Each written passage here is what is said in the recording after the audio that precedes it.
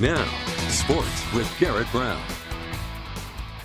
One sport that will always have its place on the Western Slope is golf. The scenic backdrops of the Rocky Mountains will always make for a scenic venue on the links, like the oldest open tournament in the state, the Rocky Mountain Open, showed off once again as one of the Western Slope's own battled for a pro championship this year.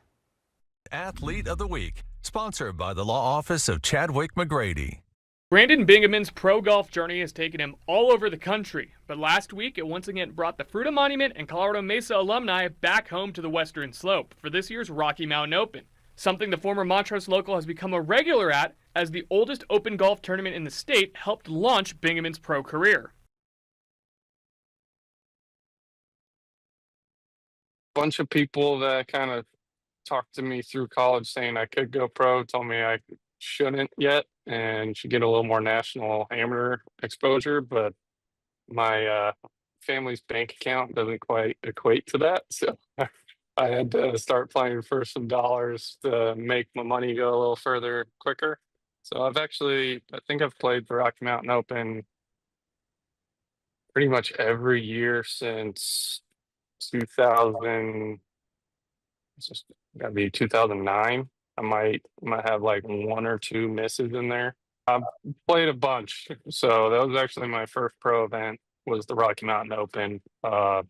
Pretty much fall right after college. And he used that experience golfing on the Western Slope and at the Tiarado Golf Course to put himself in the running to come away with the 2025 Rocky Mountain Open Championship. The thing about Tiarado and the Rocky Mountain Open is, guys are going to shoot absolutely nothing out there, just because there's so much risk reward. You got tiny greens across the golf course.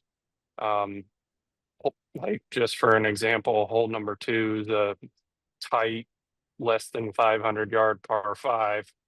And I've watched guys make 9 there, and then I've watched guys have 6-footers for eagles. So bunch of holes like that. Bingaman ultimately could not close the deal this year, finishing in a tie for 17th on the leaderboard. Just nothing had one of those days where nothing went in the hole. So it's pretty frustrating, but again, it's golf and it's a little disappointing, but it's going to happen. But he's already on to the next chapter of his journey on links across the country. We have our section championship, which is one of our big events. It's our last major in North Texas. But just try to play some state opens and kind of keep the game in shape and play where I can. Bingaman wasn't the only Maverick to find success at the Rocky Mountain Open this year. Timmy Cavarno, a current member of the Maverick golf team, was the highest placing amateur as well.